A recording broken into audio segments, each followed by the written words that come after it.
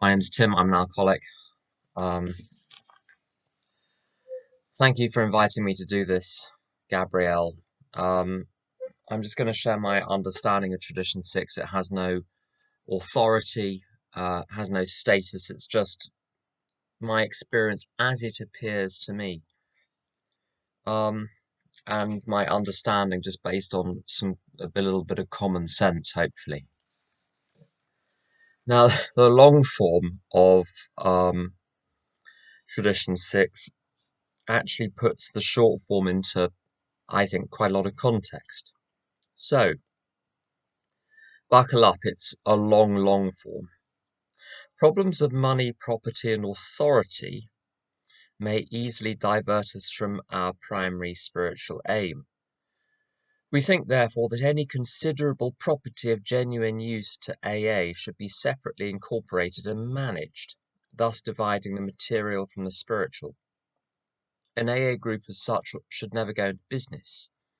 Secondary aids to AA, such as clubs or hospitals which require much property or administration, ought to be incorporated and so set apart that, if necessary, they can be freely discarded by the groups. Hence, such facilities ought not to use the AA name. Their management should be the sole responsibility of those people who financially support them. For clubs, AA managers are usually preferred, but hospitals, as well as other places of recuperation, ought to be well outside AA and medically supervised. While an AA group may cooperate with anyone, such cooperation ought never go so far as affiliation or endorsement, actual or implied. An AA group can bind itself to no one. Right, so I'm going to talk about this tradition as it applies generally throughout the fellowship. I've had experience in AA from group level all the way down to subcommittees to the to the General Service Board and General Service Conference. Now the tradition itself just talks about groups. It doesn't talk about the service structure. And one's got to remember what context it was written in. So before you had the concepts, before you had the conference and the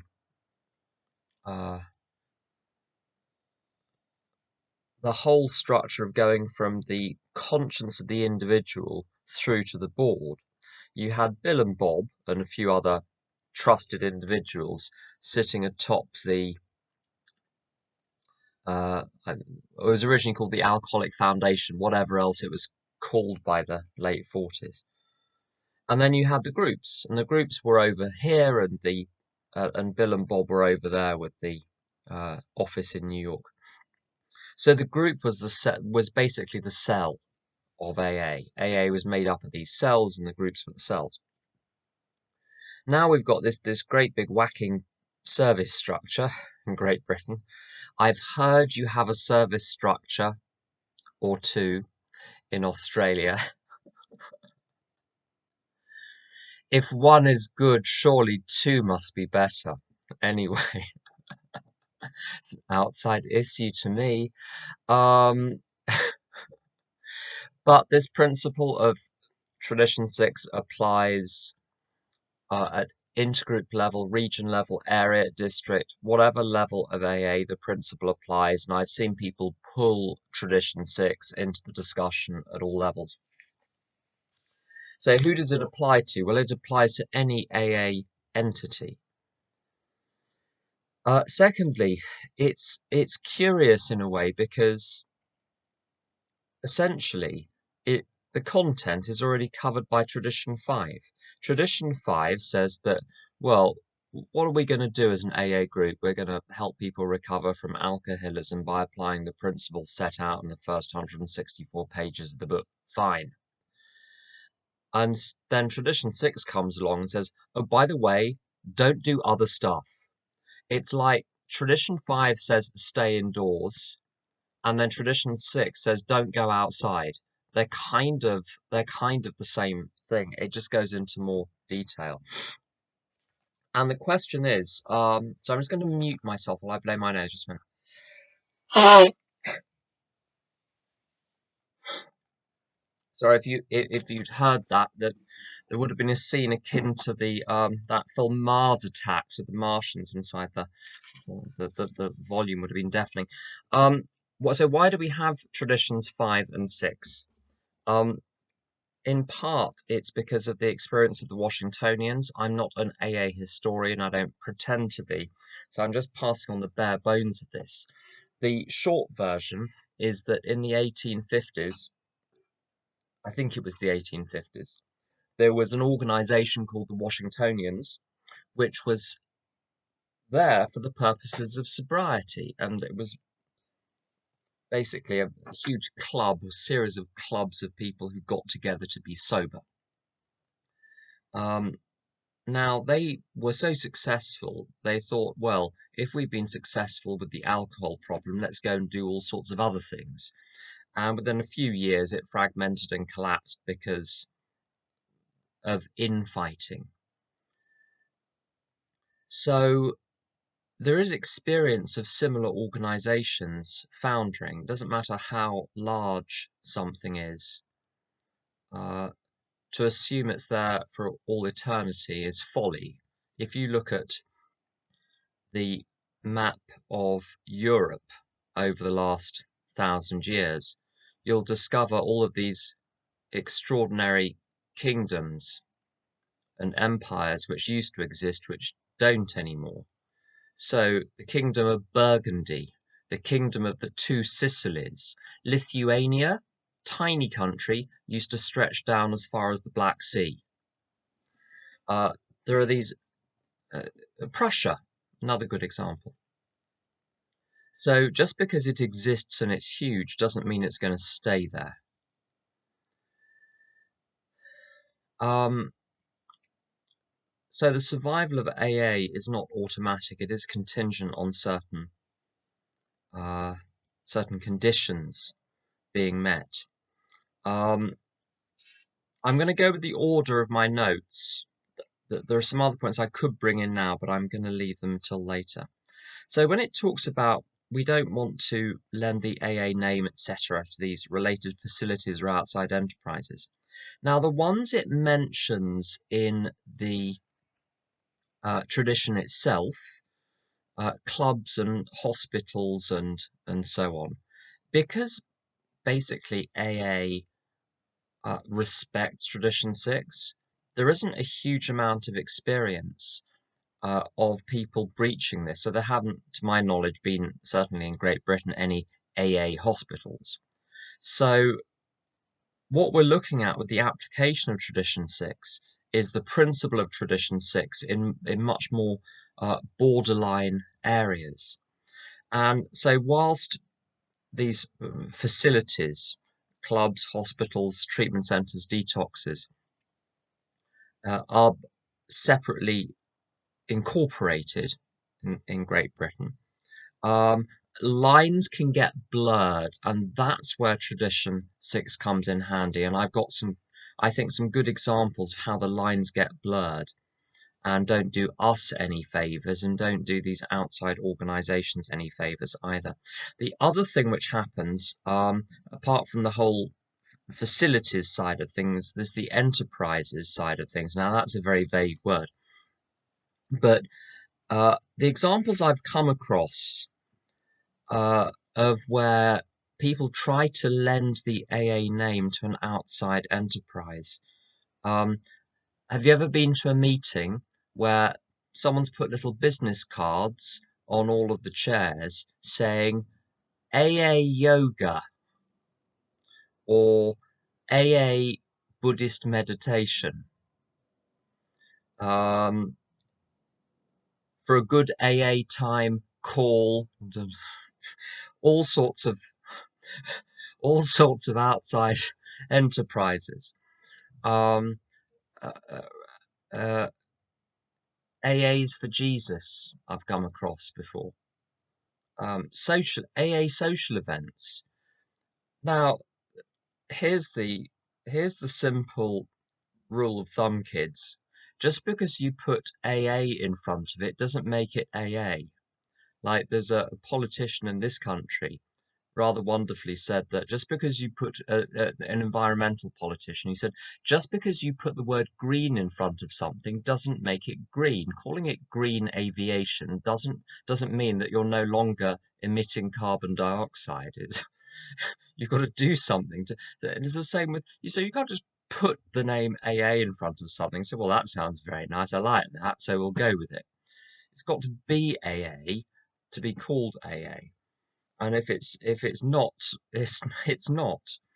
Um, Now, in terms of what we're not allowed to do, we've got there are four terms which are used, and I think they're very helpful. So we've got finance, lending the AA name, endorsement, and affiliation. And some of these are more straightforward than others. With finance, I've had some arguments over the years, or not had some arguments. I've witnessed some arguments about what financing means, and it's very clear to me that well, today it's clear. It might not be clear tomorrow. Today, at any rate, it's clear that uh, we can we can exchange money. AA can exchange money for goods and services provided by a provider. So if a church is letting a hall, we can pay them money uh, in order to have the space. But this is an arm's length transaction. It's not paying in at the level of capital or donation in order to fund the organization in a fundamental sense. We're at the operational end of the financing, not the capital end of the financing. And so anything which is based on donations is dodgy. Anything based on contributing to the capital of an organization is not okay. And one of the examples I saw of this was when I was on a national subcommittee for Armed Services Liaison. There's an organisation called COBSIO, which is a confederation of British service organisations. So lots of charities which help the armed service, members of the armed services and veterans and so on. And to be part of COBSIO, there's a little application form, as a charity to become part of it. And AA has a charity in UK that the General Service Board are the trustees of a charity, and the charity runs the offices and the telephone service and some aspects of the telephone service and so on, publishes the literature. So the question was, can AA, the charity, become part of this confederation? And what would it get out of that? Well, it would be part of the confederation. It could turn up at events. We could network effectively with all of the other service charities. We could provide them with information about AA. It'd be a super way to carry the message. But as um, as a contributing member, we're part of the organizational structure of COBSIO. This confederation does not exist but for the member organizations. So we're in at the membership level, not at the service level. And so we weren't allowed to. We found, and this is almost always the case, that if there is a good argument for carrying the message to a bunch of people, there's a way of doing it without actually becoming part of it. So they very kindly, I provided them with a lot of materials. They very kindly put them on the website and mailed them out to all of the members. So we didn't need to become part of the organization to carry the message within it, but we were clearly ring-fenced as an outside entity. So that's on the financial side. On lending the AA name, that's pretty straightforward. It's putting AA in the name of something that is not AA. Now, I'll come to examples of that. Again, terribly controversial, but so hold on to your seats for that bit. So we've done financing, we've done lending the AA name. Endorsement is simply saying that something is good. How can I say this without being rude? I'm going to share an opinion, and it's an opinion, so there it is. I don't speak on behalf of anyone. Right. So there's been the most terrific furore in the past about websites, AA websites in Great Britain, wanting to provide links to Google Maps in order to enable people to find the meeting simply. People say, oh, you can't. It's Tradition 6. Now, saying that something is a breach of Tradition 6 doesn't mean that it's a breach of Tradition 6. You haven't proved your point simply by saying it. You've got to demonstrate it. Don't never point this out to someone. They'll punch you in the face. But you've got to argue it. You can't just say it. So you say, well, what part of Tradition 6 does it breach? Well, it's endorsement, isn't it? Well, no. You're at my meeting. If we serve custard creams, no one is going to say, well, AA, the organisation of AA, recommends custard creams as an excellent biscuit. Endorsement is a pretty strong, it's where there's an official statement saying that we as an organisation, we've thought about this, we think it's terribly good. All you're doing is you're pointing someone to a resource. So on an AA website, or in the old-fashioned books which tell you how to find an AA meeting, there'll often be a list of the bus routes or the train stop. Now, no one would see one of those listings saying you need the number 29 bus. That AA is somehow saying that that is a preferable bus route. It's a better bus route than all the other bus routes. And people get on the bus and say, well, I'm on this bus. AA told me it was good, so it better damn well be good. Endorsement is a very strong statement. And so the simple provision of resources to enable people to do what they need to do is not endorsement. What would endorsement be? It would be at the end of an AA meeting saying, and if you're new, we have a list of therapists we think are terribly good, and here's a detox and all of these. So that would be endorsement. So one's got to use some common sense with this. Affiliation, again, it's too long a word for some of us, I think. So again, people bandy the word around the word affiliation around without understanding what it means. And if you look it up, I mean, if in doubt, look in the book or look in a dictionary. Affiliation seems to have, as far as I can tell, two key aspects. The first one is formal incorporation into a structure. So if you hold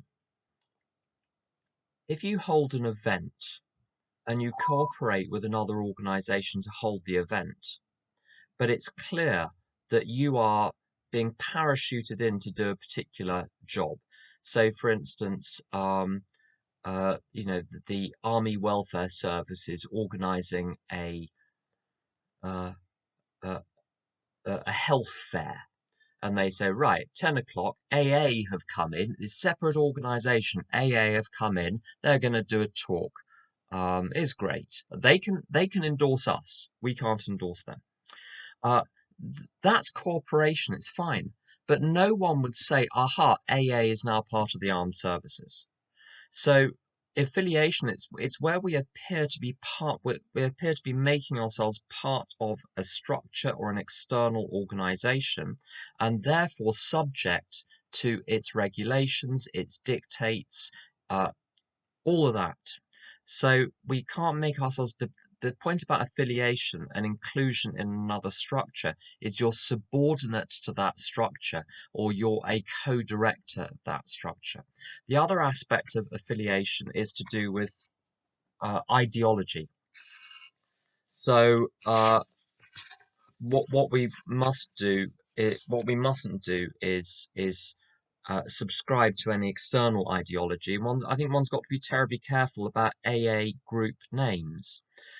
So if the venue, I mentioned this before, if the venue is St. Eustace Catholic Church, you don't call it the St. Eustace Catholic Church meeting of AA. You call it, First Things First or something like that. You don't adopt their name into your name because it of the potential perception that you're somehow in cahoots with the local Catholic Church. And also, perception is as important as fact. It's no good being squeaky clean. It's how you come across that matters. So, a good example of where, although there was nothing technically going wrong, it could have been misleading. Armed Services Liaison Officers have a habit when they print business cards to hand out with their, AA Armed Services Liaison contact details, they'll very often put their old regiment insignia on the card, and you have to tell them off, and they get very upset. So now no one is really being harmed by the presence of all of these logos, but they're not our logos to use, and it could create the perception that there's some formal association between AA. There isn't, but it might create that impression. So perception is very important. Now the reason this is important, and I never remember what I've said to people. I may have said this in an earlier week, but I don't like authority figures. I mean, I kind of put up with them, but I find them tiresome. There's a reason I work for myself. There really is. And I imagine some of you have occasionally had run-ins with authority figures in the past. And even if one doesn't have run-ins, sometimes people form special relationships with authority figures and want to be teacher's pet or mummy's pet or the kids that always sit at the front of the bus. So there's a disordered relationship with authority figures in a few alcoholics. Now, where tradition 6 is most likely to be breached, there's unlikely ever to be an AA someone setting up an AA donut shop. It's not likely. What you're much more likely to have is the blurring of lines in any setting where AA is being brought in and introduced to people who've had their freedom removed for medical reasons or for criminal justice reasons. And there, someone is placed by the system or at their own behest within an institution, whether it's a detox center, a treatment center. If you pay 2 or 3 times as much for your treatment center as the next person, you get to call it a clinic. And the great advantage is if you're at a treatment center, you have to turn up at everything. Whereas if it's a clinic, you can sit in your room watching the television. And I think that's probably what you're paying more for anyway. I'm being facetious, so you must take no notice of me whatsoever. Now, the problem with these settings is they're full of authority figures. They're full of people telling someone what to do. And also, this is probably a bit contentious, but I'm going to go with it anyway.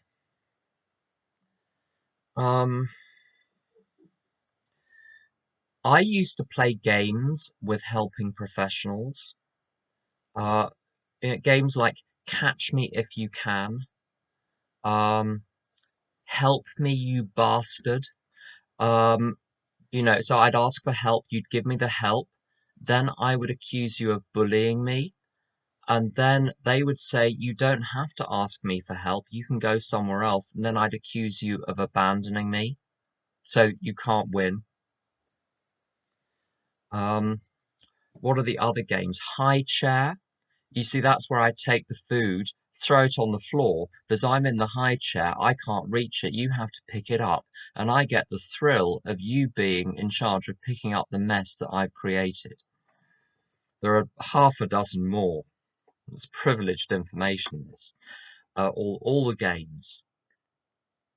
And I've seen, sometimes you see people in facilities, whether it's prisons or detoxes or treatment centres or clinics, you see the game being played in front of you with the staff. And it's really important, if we're going to be effective in AA, to operate in a completely different way. If we're seen by the punters as part of the institution that is hosting us, we're seen as part of the problem they've spent their lives battling with. And where this gets blurred, I've seen two particularly pernicious forms of blurring. The first one was in prison meetings where this was a friend of mine reporting this, where the prison guards were insisting on being in the room. And there was that now they weren't really supervising content, but the perception was that the content was being supervised, that people couldn't speak freely. That makes it look as though we're in cahoots with the prison. And the other thing is where AA volunteers are brought in to run step groups at some kind of outside facility. And, this is the AA step session, but it's not an autonomous AA person coming in doing their own thing. In this case, the girl in question was being directed pretty strongly by the organisation what content her so-called AA step presentation should have and how she was supposed to take people through. And she said it bore no relation to her own experience of the steps in question. But it was being presented as an AA activity. And so you're giving a very distorted impression of AA in that latter case. So when we're going in to cooperate with these organisations, there has to be a very clear boundary. It must be absolutely clear to everyone that within that little AA bubble, we're entirely autonomous, we're parachuted in, we're parachuted back out again. And then it works, then it's clean, then people can trust us, they don't see us as part of that organisation. The organisation has no influence over what we do, we can do our job unencumbered. And that sort of cooperation, I've mentioned prisons and detoxes, there are all sorts of events where AA might have a stand, for instance, at a health fair or a so-called freshers fair for people. I don't know if you have the term freshers fair in Australia, people joining university. Armed Services Day is another one of those where that happens. There's a question which I'll come to in a minute that I'll pause. I do pause at some point. Now why? Okay, so why? I should have done this earlier, but here it is. So why does this even matter? Money, property, and prestige. Now, in the short form, it says prestige. In the long form, it says authority. Why do they use different words? No one knows. Bill had a habit of using multiple words to mean the same thing. So we've got page 75, twists of character. Page 76, defects of character. Page 76, shortcomings. Page 71 to 2, grosser handicaps. All are the same. They're the same thing. So I think by prestige and authority, maybe he meant something similar. Who knows? But in any case, I think it's self-evident that these are topics on which people readily fall out. Some examples within AA. Have you ever tried splitting the bill at a large table of alcoholics after a meeting where no one admits to having had the poppadoms? Everyone magically forgets that they ordered drinks and or a starter. Or people's maths go wrong in only one direction. That's in the direction of paying less, not more. If it was just error, it would come out even on average, but it doesn't. It always comes out short. You've got people who are perfectly happy to receive service from the staff, but are unwilling to pay for it unless it comes up to, unless it's exceptional. Well, if it's exceptional service, then I'll give them a service charge. And, mummy and daddy at the end of the table, in order to keep the peace, have to put their hand into their long pockets, pull out a couple of extra 20 quid notes to make up the difference. A friend of mine and I used to do this regularly after a meeting. A table of 20 people, it was always 40 quid short every week. And you look at their innocent little faces, and also everyone's so sad that we're somehow short, and everyone's just baffled. Oh, how could this possibly happen? And mummy and daddy save the day because, unfortunately, AA's reputation, if we're the AA table, people know we're the AA table. First of all, we're not drinking. Secondly, we're weird looking. We're very clearly people that would not mix. Sometimes the staff, you can tell what they're thinking, and sometimes they actually ask, they say, who are you? So, you know, you don't want AA to be oh, they're the people that come in, order no drinks, short us on the bill and never leave a tip. And so mummy and daddy have to sort it out. And that's just, on when it comes to 10, 15, 20 quid a head. Have you ever had a meeting where the treasurer runs off with the money? Um, that's a whole question. Have you ever had these, banners or AA tablecloths or whatever used in public information events, and you have to have a discussion about who owns them and where they get stored? That they cost 50 quid, and the acrimony that arises out of this. And also, have you ever had those situations where someone feels that they've been groomed to be GSR for the group, and then it comes to the election, and someone else who's been at the group for 8.5 minutes puts themselves forward and then wins the election? It's just, grab your popcorn. That one's fun. Uh,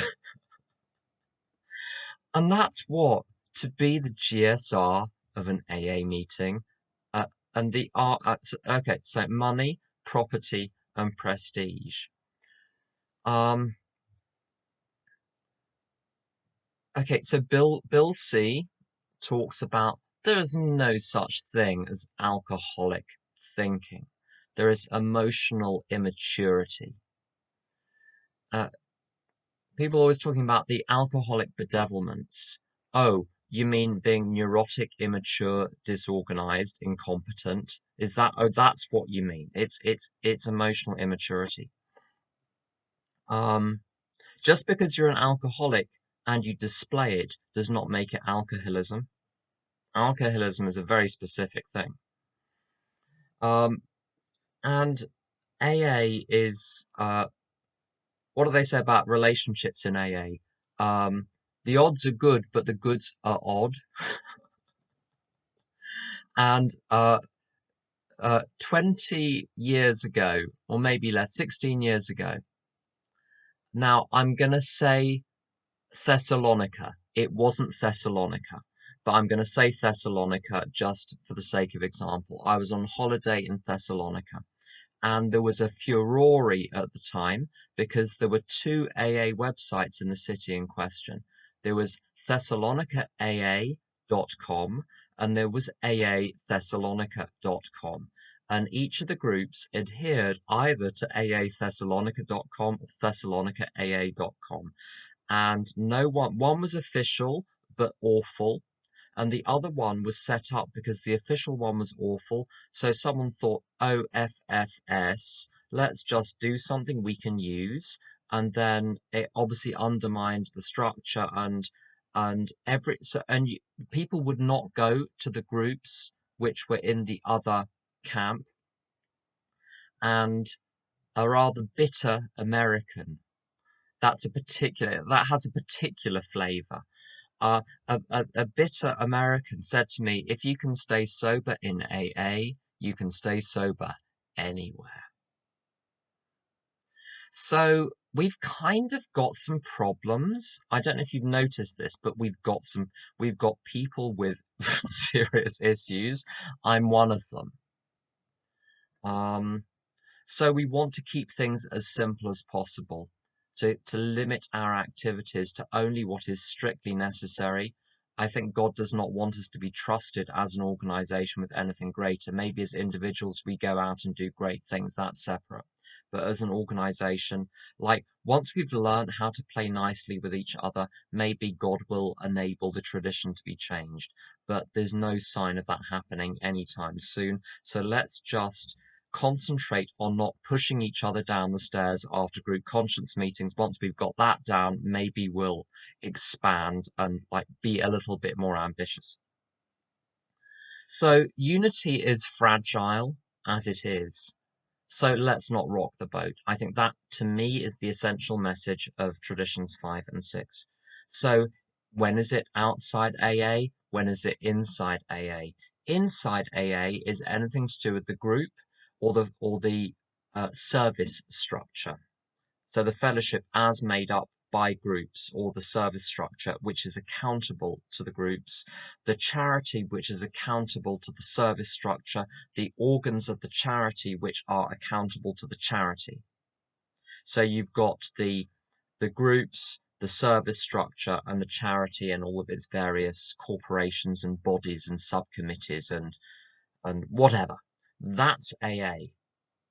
Anything else is not AA. So this is the notion from earlier. This is the controversial bit. Just putting the name AA in something does not make it AA. What makes it AA is it is accountable to the fellowship as a whole by being slotted in to one of the jacks, like in electrical equipment, and one of the jacks in the AA service structure. In other words, there are points at which entities can be accountable to the service structure. So in the UK, groups can't really do anything. They can have their own subcommittees, that's all. And so there's a jack. The subcommittee can be plugged into the group. Intergroup has the ability, so does region. You will have area and district. The conference, that's a point at which something can be jacked in. The general service board, the charity, the offices. There are various points at which custodial oversight can be exercised in two ways. One, financially. Two, operationally. And the best example of this is a convention. If you want to hold a convention in Great Britain, I don't know about the Australian service structure. If you want to hold a convention in Great Britain, it must be sponsored by an entity at an appropriate level in the service structure. Because conventions are big, they've got to be overseen by an entity which is big enough to have the financial and operational clout to step in and fix it if it goes wrong. This is why groups can't hold conventions. They can hold little events with scope commensurate with the size of the group. But you can't. Sometimes people have tried to hold conventions. It's happened. Oh, I can't say where because this is recorded. Okay, so it happens where a couple of groups get together and try to put on a big event, and it's dangerous because if something goes wrong, who's going to pay for it? And this is not a theoretical argument. In a country, we'll call it Ruritania, that the young persons there was a young persons convention which was not jacked into the service structure. It was the money was seeded by an external charity registered in one of the European countries, and it was that charity to which it was accountable. It all went tits up financially.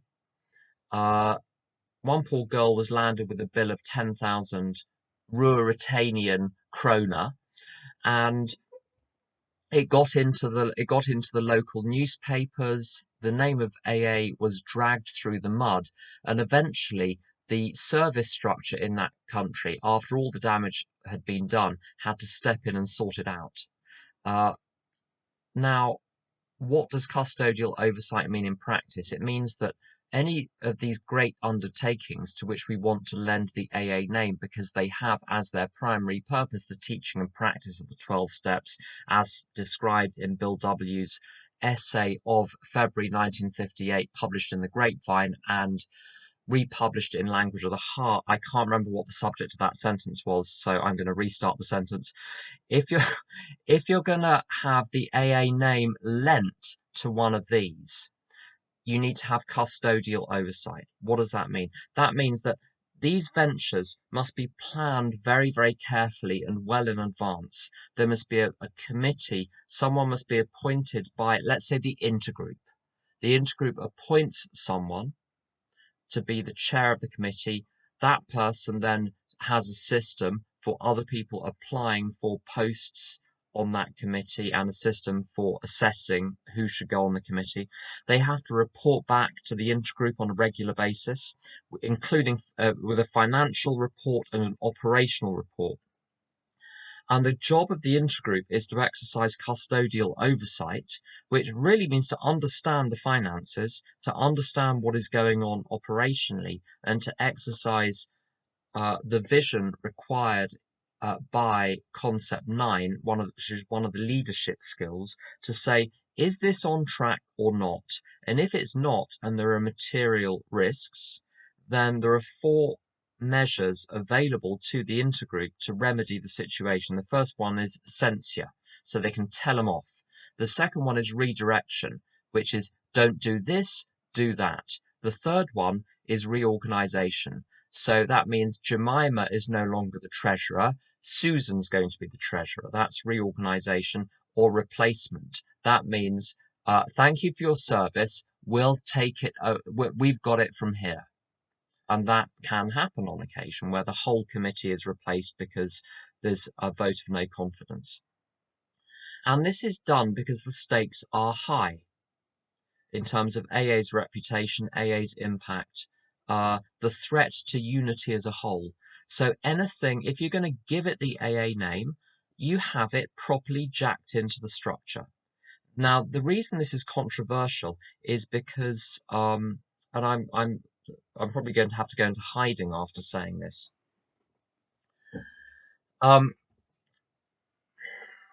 In some parts of the world, the most commonly occurring breach of this principle is with young persons AA. Now, there are arguments for and pro, for and against having young persons AA groups and conventions. I'm leaving those entirely aside. But and I mean, I don't think there's any ill will. There's obviously not any ill will there, and they help an awful lot of people. People report very well after them, largely.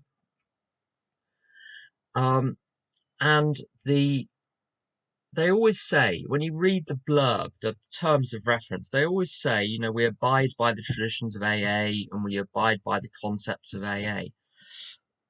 It's no good. Again, you can't just say it. It's got to be true. Then you can say it, but it's got to be true. If you are not accountable to the fellowship as a whole, if not at international level, at national level, if you're not accountable to AA as a whole in the country in question, you're not accountable.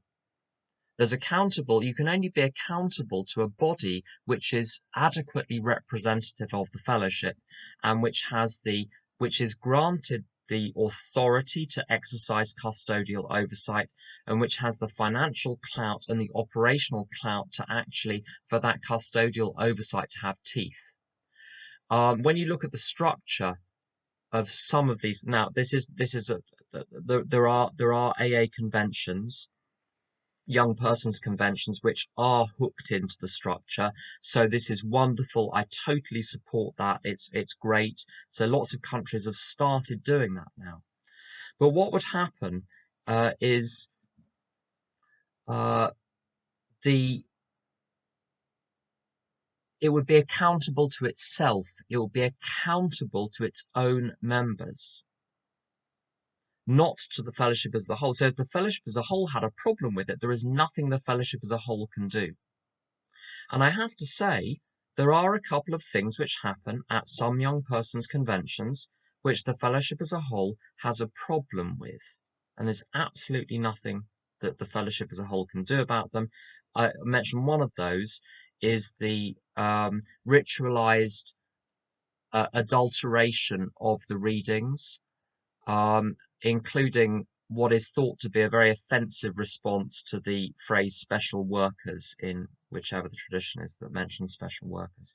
There are things that cause great consternation in the fellowship as a whole, but the people at the conventions don't have a problem with it. But it's got the AA name, so you've got a problem there. So that's the point about young persons conventions, and also the two situations I've seen where a convention has caused public controversy. One was to do with the finance one I mentioned earlier, and the second one was an issue with a venue where they trashed the venue basically, and the venue said we're not holding any more AA events. Both were events which were outside the service structure, but were taking the AA name. Now the answer to this is really simple. The answer number one, hook it into the structure, suck it up, be accountable, be grown-ups, and allow yourself to be supervised by other grown-ups. There you go. Option number two, take the AA name out of it. So Bob D it was a stroke of genius with the State Line Convention now in Las Vegas. It was in Prim Valley. It isn't the AA State Line. Well, as far as I know, when I was going, it was not the AA State Line Convention. It was the State Line Convention. Why? He didn't want it. He wanted to run it himself with a bunch of trusted individuals and do what he wanted to do. Good on him. It's not got the AA name. It's largely AA in content. And these days, you don't need to give it the AA name to publicize it, because you don't need the service structure to publicize it. There are so many good ways and easy ways of publicizing things.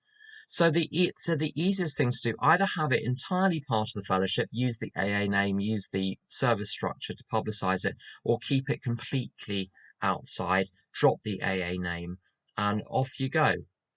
But one's got to be terribly careful not to use the name AA in any of the materials. And that's the caveat. That's the caveat there. I've covered all of those. I'm going to look at this question. Request for comment with long context. By its own traditions, Alcoholics Anonymous cannot finance or lend its name to any outside organization. So Clubhouses for recovering alcoholics sprang up in the 1930s soon after AA's founding. Initially called 24-hour clubs and operated apart from AA by recovering alcoholics, these institutions met the need among recovering people and their families for companionship and sober recreation, and soon came to be called AA's second miracle. Al-Anon clubs are the most common amongst the thousands of recovery clubs around the world that provide safe haven to travelers who are recovered alcoholics and addicts, as well as a social hub for the local recovery community. That's from the US website. These are well established, but here in Australia, bitter divisions have arisen in Melbourne originally over financial involvement of members. Comment, question mark. I've heard of Melbourne, I've never been there. So I don't know what's going on all the way down there or up there, depending on which way up the planet is. Some maps have it the other way up, so all the way up in Melbourne. My experience of clubhouses, this is just my personal experience. I used to go, well, maybe it will happen again, but I go to America a lot. I used to go to America a lot. And when you're looking for a meeting, as soon as you discern that the meeting listed is at an AA clubhouse, you go, oh, okay, so no. Okay, Fine. Because you turn up, there's a room which is fit for 200 people. There are 7 people in it, none of whom have talked to each other since 1985. And there's the 6 o'clock meeting and there is no structure and it's just weird. And then, 1 in 10 times it's amazing. But generally the club, and this is the thing, we'll talk about this in Tradition 7. The reason Tradition 7 is so genius is because if the meeting is bad, people won't put money in the pot and it will die. If it's failing, let it die. No point in keeping groups alive on life support systems if they're failing, if they're not achieving their purpose. The energy should go into something that's working anyway. So, I'm very dubious, honestly, about them. Um, there's I've seen one work very well in London. There's one in London. I suppose it's a clubhouse. It's a venue which is host to, in normal times, 50 groups a week from various 12-step fellowships, and it's great. It really is great. So people can go there and just stay all day and go from fellowship to fellowship and meeting to meeting. And some of the groups are very strong at that one. It's different. It's different than those clubhouses where they'll have like an AA meeting 7 times a day, 7 days a week. These are groups. Like each one is a separate group. Multi-meeting groups can be very, very problematical, especially when they're embedded in clubhouses. With the financial involvement, one thing I have to be very careful about this in how I talk about things and think about things in AA. Just because an AA member does something, doesn't make it an AA thing that they're doing. And so if someone is doing something which has the AA name, it is my business as one of the custodians of AA, as we all are. This is the point about ultimate authority residing in the fellowship as a whole. It is the fellowship's business if it has the AA name. If it doesn't have the AA name, it is not the fellowship's business. So I think there'd need to be more context on that. Financial involvement of members, if they're acting in their capacity as AA members, bearing the AA name on behalf of so-and-so group, well, that's an AA question. If they happen to be AA members, but they have a financial involvement, that's an outside issue. If you hear a lot of step 5s, you hear a lot of things that AA members get up to without using the AA name, and thank God the AA name isn't dragged into all of those. I'm going to mention a little bit about Tradition 6 in personal application. So my primary purpose, so 5 and 6, they sort of go together. My primary purpose is to stay close to God and perform God's work well. And performing God's work well is to carry the message within the group, through sponsorship, in the service structure, and then outside the fellowship, to practice the principles in all my affairs. What are those affairs? I've got work, I've got home, and I've got community and society. Now, what Tradition 6 is the corollary of that, which means there's a whole load of stuff which is none of my business. And when I do step 4,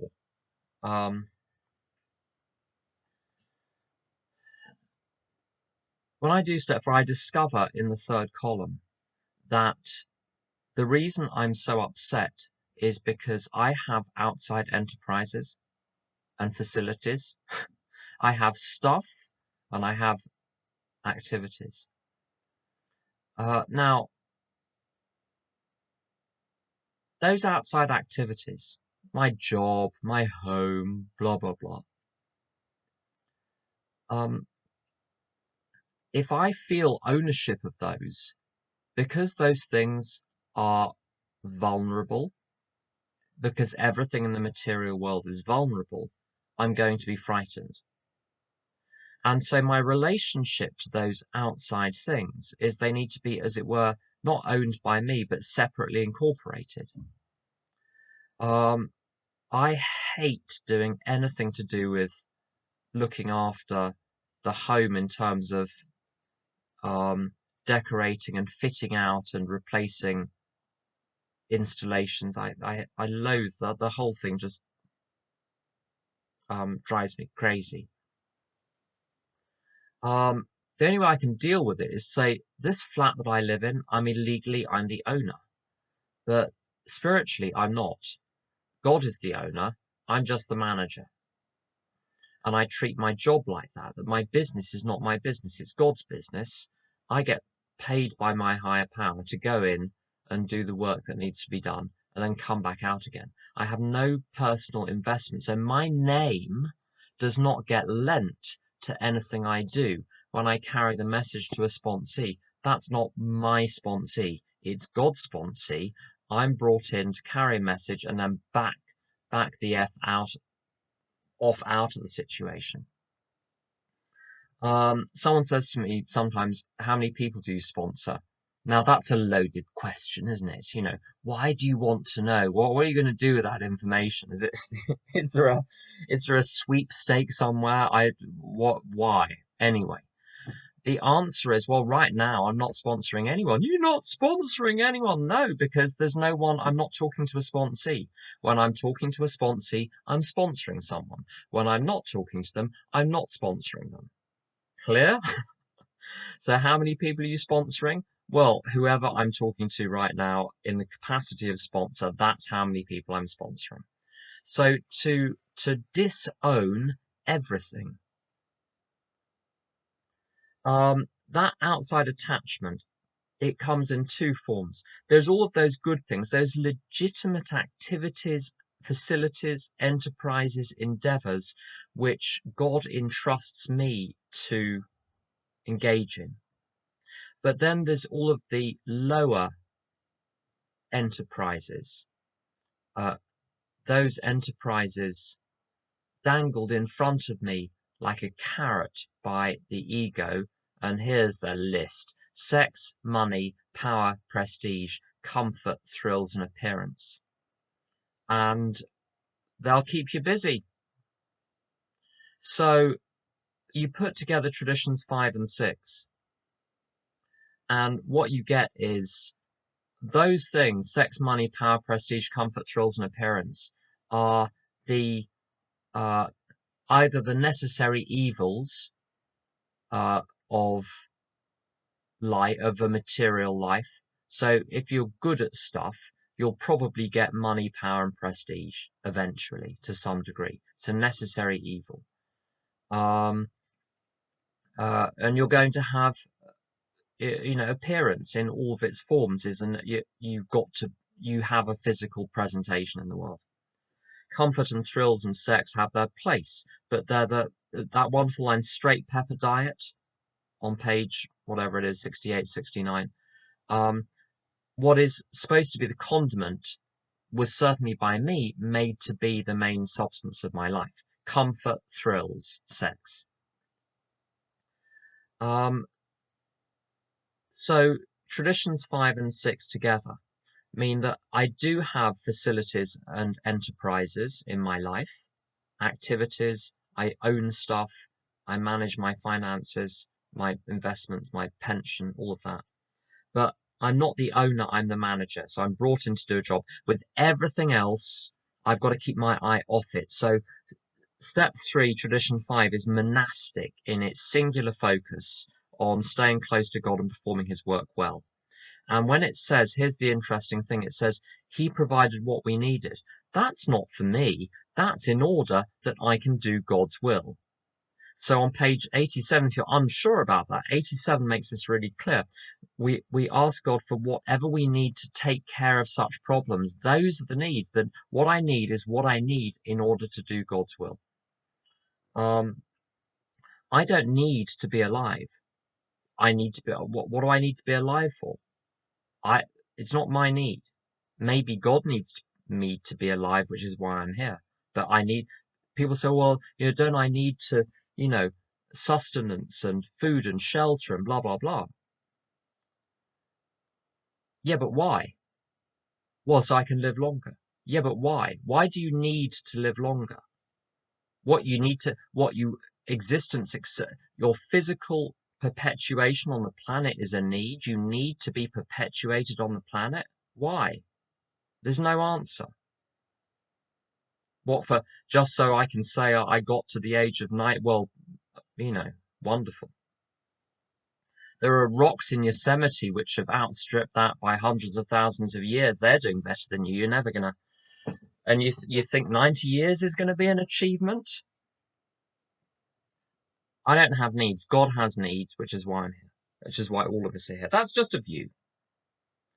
Couple more points. I'm going slightly over. I hope that's okay. Right. So if I'm going to be secure, I need to have my identity in God. I need to have my purpose in God. That's it. So I'm not hooked into these outside things. And just a practical example of how that works. Let's say God owns a shop. God's kind of busy with some stuff, so needs someone to run the shop, to be the manager of the shop. So I'm brought in. What's the shop? It's my life. I'm brought in as the manager of my life, but I'm not the owner, which means that I have to defer to the owner for all decisions. Secondly, it means that I am 100% responsible. People talk about, nowhere in AA literature does it say that our lives become manageable and everything is in God's hands. No, everything is not in God's hands because there are things He's put in my hands. If everything were in God's hands, I would sit in a chair and my teeth would brush themselves. Brushing my teeth is in my hands. Pookie in Austin said, you got to take action to activate your faith. God ain't going to slide no hot dog under your door. So just because I take step 3 doesn't mean I sit there like a potato, like a Zen potato.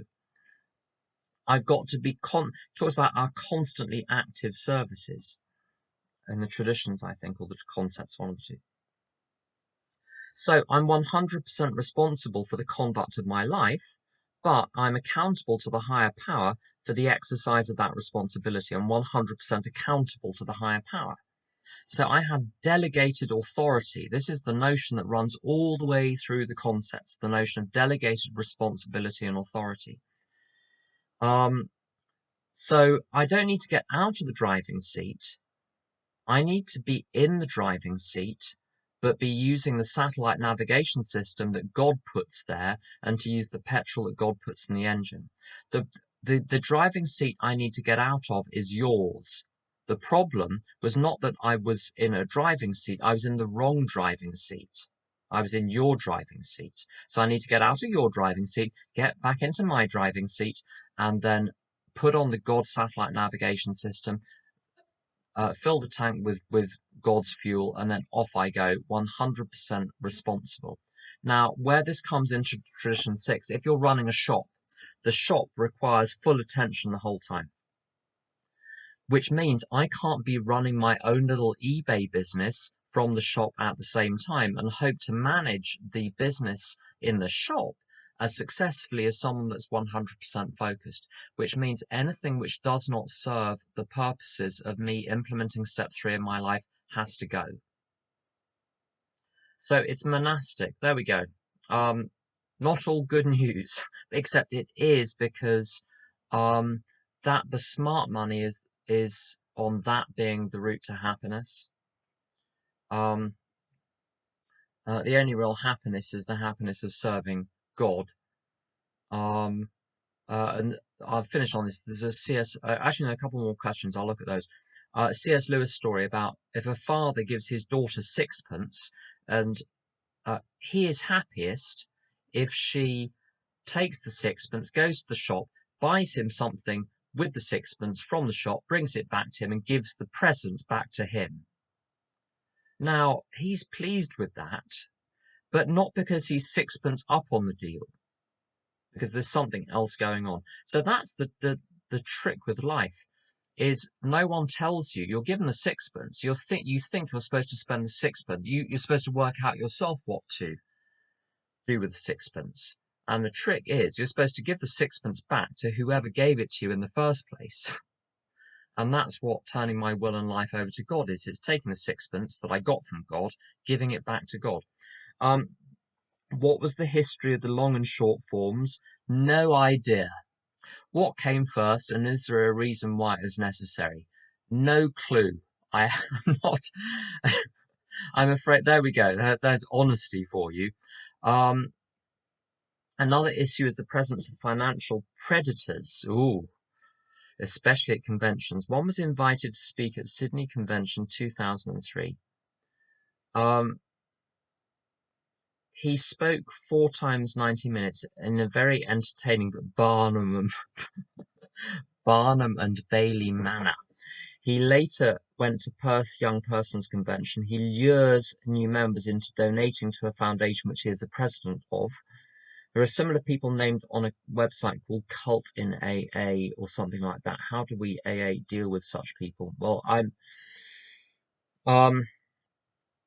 be careful of what you read on websites, first of all. I always want to hear both sides of everything. When I go into an AA meeting, don't tell anyone this. When I go into an AA meeting, my Al-Anon shields get activated on decks 1 through 12.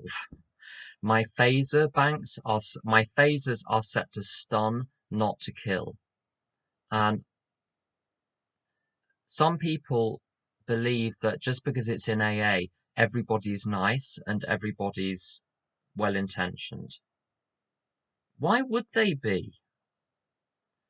Now, my experience is that people do actually behave quite well in AA, surprisingly well, given the base material, base in both senses.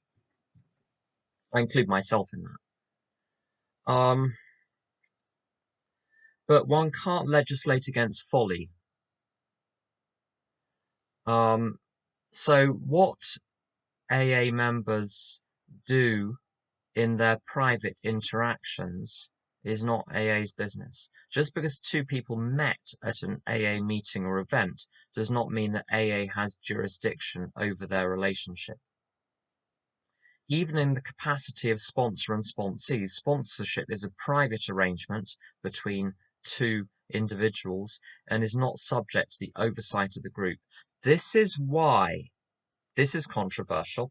This is why I don't think groups should arrange sponsorship, even temporary sponsorship, because it makes it seem that the relationship is under the custodial oversight of the group.